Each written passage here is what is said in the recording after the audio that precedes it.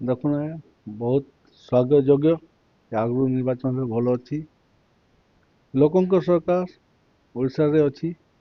ପ୍ରଥମ ଥର ପାଇଁ ଭାରତୀୟ ଜନତା ପାର୍ଟି ସରକାର ଆସିଛନ୍। ସରକାର ଲୋକଙ୍କ ସେବା ସଦାବେଳେ ସରକାର କରିଛନ୍ତି। ୟା ଧାନର 800 ଟଙ୍କା ବୋନସ୍ କଥା ହଉ, ସୁଭଦ୍ରା ଯୋଜନା ମା ମାନଙ୍କ କଥା ହଉ, ପିଏମ୍ କିଷାନ, ସିଏମ୍ କିଷାନ, ଅନେକ ଗୁଡ଼ିଏ ପ୍ରଧାନମନ୍ତ୍ରୀ ଆବାସ ଯୋଜନା, ଅନେକ ଗୁଡ଼ିଏ ଶହ ଯୋଜନା ୟାଦେ ଚାଲିଛି। ସମସ୍ତେ ଓଡ଼ିଶାବାସୀ ତାର ଲାଭ ନେଉଛନ୍ତି। ଇହାଦେ ଆମ ବଜେଟ୍ 1 ତାରିଖ ଯେନ୍ ଆସିଥିଲା ସେଇଟା ପାଇଁ ଓଡ଼ିଶାରେ ବହୁତ କିଛି ବଜେଟ୍ରେ ଆମକୁ କେନ୍ଦ୍ର ସରକାର ଦେଇଛନ୍ତି। ତାଙ୍କୁ ପାଇଁ ମୁଁ ସ୍ୱାଗତ ଜଣାଉଛି। ଓଡ଼ିଶାବାସୀ ବହୁତ ଖୁସି ଅଛନ୍ତି ଏଇ ବଜେଟ୍ରେ। ଆଉ ଏଥର ଯେନ୍ ଇଲେକ୍ସନ୍ ହେବ, ପଞ୍ଚାୟତ ଇଲେକ୍ସନ୍, ଜିଲ୍ଲା ପରିଷଦ, ପୁରା ଏକତରଫା ଯେନ୍ ଭାରତୀୟ ଜନତା ପାର୍ଟି ଯେମିତି ଏଠି ଓଡ଼ିଶା ସରକାରରେ ଏବେ ଅଛନ୍ତି, ସେହିପରି ସବୁ ଜିଲ୍ଲାରେ ଆମ ଚେୟାରମ୍ୟାନ୍ ହେବେ। ସବୁ ସରପଞ୍ଚ, ବ୍ଲକ ଚେୟାରମ୍ୟାନ୍, ଅଧ୍ୟକ୍ଷା, ମ୍ୟୁନିସିପାଲିଟି, ଏନ୍ଏସି ସବୁ ଜାଗାରେ ଭାରତୀୟ ଜନତା ପାର୍ଟି ଛାପା ଲଗାଇବ, ଝଣ୍ଡା ଗାଡ଼ିବେ। ଏଥିରେ କୌଣସି ଦ୍ୱିମତ ନାହିଁ। ସାର୍ ଆଉ ଗୋଟେ କଥା ଦେଖିବା ସାର୍, ରେଲୱେ କଥା ଟିକେ ଯିବା ସାର୍। ବଲାଙ୍ଗୀର ରେଳପଥ ଯୋଉଟା ଲାଇଫ୍ ଅଫ୍ କୁହାଯାଏ, ବର୍ତ୍ତମାନ କେନ୍ଦ୍ର ସରକାର 10,907 କୋଟିରୁ ଏଭବ ଫଣ୍ଡ ମଧ୍ୟ ଦେଇଛନ୍ତି। ଇଏ କେତେ ଦୂର ସାର୍ ସରକାରକୁ ଆଗକୁ ନେଇଯିବ? ବହୁତ ଆଗକୁ ଯିବ ଆଜ୍ଞା। ଆମର ଯେନ୍ ପଶ୍ଚିମ ଓଡ଼ିଶା ଅଛି, ବିକାଶ ଧାରା ବିଗତ ଟାଇମ୍ରେ ପଛେ ଥିଲା। ଇହାଦେ ସରକାର ଆସିଲା ପରେ ଦିନ ରାତି, ଦିନ ଦୁଗୁନି ରାତ ଚଗୁନି ଚାଲିଛି ଆମ ଆଡ଼େ। ଆଜି ମୋ ନିର୍ବାଚନ ମଣ୍ଡଳୀରେ ଆପଣ ଆସନ୍ତୁ, ରୋଡ଼, ରାସ୍ତା, ଘାଟ, ଭାଟ, ଟିଟାଗଡ଼ ଟାଉନରେ ଲାଇଟ୍ ଫାଇଟ୍, ହସ୍ପିଟାଲରେ ଡକ୍ଟର ସବୁ ସରକାର ଯୋଗାଉଛନ୍ତି। ଆଉ ଯେ ଫେର ଆମ ଲୋକଙ୍କ ଆଶା ଆକାଂକ୍ଷା ଅଛି, ନିଶ୍ଚୟ ବହୁତ ଜଲ୍ଦି ସମସ୍ତ ପୂରଣ ହେବ। ଆଉ ସରକାର ଦୀର୍ଘ 50 ବର୍ଷ ପର୍ଯ୍ୟନ୍ତ ଚାଲିବ। 50 ବର୍ଷ ଭିତରେ କୌଣସି ବିରୋଧୀ ଏଠି ଗଜା ହେଇପାରିବେନି। ଓଡ଼ିଶାରେ ଡବଲ ଇଞ୍ଜିନ ସରକାର ସେ ବିକାଶ ଆଡେ ଚାଲୁଛି। ସାର୍ ଟିଟିଲାଗଡ଼ କଥା ଟିକେ ଯିବା ସାର୍। ଦେଖିବା ସାର୍, ବିଗତ ସରକାର ସମୟରେ ସ୍ୱାସ୍ଥ୍ୟ ସେବା ଟିକେ ବିପର୍ଯ୍ୟୟ ଥିଲା। ଆପଣ ସରକାର ମେଡିକାଲ ହଉ, ଡକ୍ଟର ମଧ୍ୟ ବିଭିନ୍ନ ଡିପାର୍ଟମେଣ୍ଟରେ ମଧ୍ୟ ନାଇଁ, ଇହାଦେ ଡକ୍ଟର 3ଟା ଆସିଛନ୍ତି ଟିଟିଲାଗଡ଼ରେ। ସବୁ କ୍ଷେତ୍ରରେ ଟିଟିଲାଗଡ଼ ଆଗେ ଅଛି, କୌଣସି ଜାଗାରେ ପଛେ ନାହିଁ। ବିକାଶ ଆଡ଼େ ଟିଟିଲାଗଡ଼ ନିର୍ବାଚନ ମଣ୍ଡଳୀ ଚାଲିଛି। ତତଲାଗଡ଼ ଯେ ନା ବିଖ୍ୟାତ ଥିଲା, ଆସନ୍ତା ଦିନେ ବ୍ୟାରେଜ, ପାଣି, ଗଛ ଲଗେଇବାରେ ଏକ ପେଡ଼ ମା କେ ନାମରେ ହଜାର ହଜାର ଲକ୍ଷ ଲକ୍ଷ ଗଛ ଜଗା ହେଇଛି। ପାଣି ଦେଖୁନ୍, ଟିଟିଲାଗଡ଼େ ଆଗେ 15 ଦିନେ, 8 ଦିନ, 7 ଦିନ ଆସୁଥିଲା। ଇହାଦେ ସବୁଦିନେ ପାଣି ଦେଉଛନ୍ତି ଆମ ଡବଲ ଇଞ୍ଜିନ ସରକାର ଆସିଲା ପରେ। ଲାଇଟ୍ କଟିଂ ବନ୍ଦ ହେଇଯାଇଛି। ଗ୍ରିଡ୍ର ଆମର ପାସ୍ ହେଇଯାଇଛି, 132-33 ଗ୍ରିଡ୍ ଟିଟିଲାଗଡ଼ ପାସ୍ ହେଇଯାଇଛି। ବହୁତ ଜଲ୍ଦି ଗ୍ରିଡ୍ର କାମ ଚାଲିବ। କି ମହାଶିବରାତ୍ରି ମେଳା ଇହାଦେ ଆପଣ 15 ତାରିଖରେ ଅଛି। ଲକ୍ଷ ଲକ୍ଷ ଶ୍ରଦ୍ଧାଳୁ ଆସିବେ।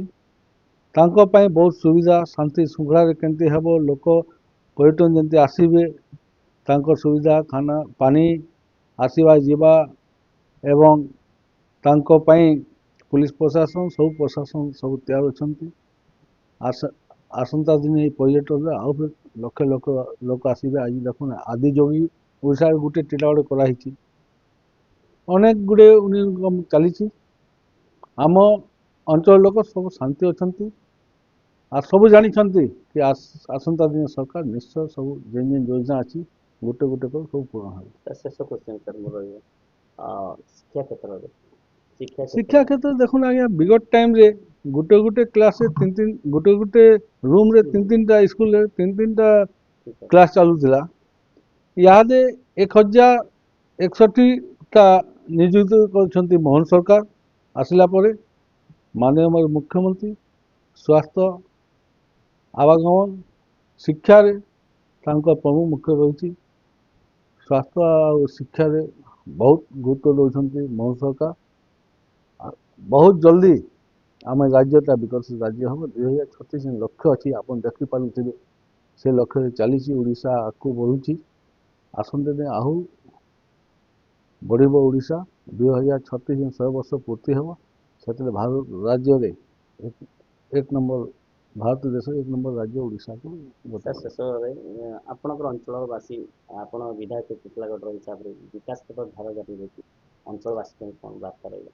ଦେଖୁନ ଆଜ୍ଞା, ଅଞ୍ଚଳବାସୀଙ୍କ ସ୍ୱାସ୍ଥ୍ୟ ଏବଂ ଶିକ୍ଷା आम मेन है आज दादन खटी जा समस्या थिला आज आम 4टा बेरिज होची 1200 कोटी टंकार जेन मौरी समस्या थिला आसंता दिन मौरी समाधान हेबा डबल चार्ज क्रॉप्स हेबो एवं चाषी माने खुशी हेबे स्वास्थ्य यहाँ देखुन आम एरिया डॉक्टर मैंने आसुंच अनेक गुड़िए डॉक्टर आसंता दिन आउ फिर डॉक्टर आसबे आ शिक्षा क्षेत्र में फिर यहाँ टीएमसी मान्यता ये आदर्श स्कूल गोदावरी मिश्र स्कूल आम मो ब्लॉक रे पाई शिक्षा रे फिर बहुत आगू जीव अंचल खुशी अच्छा यहाँ ओडिशा माननीय मंत्री श्री सूर्यवंशी महोदय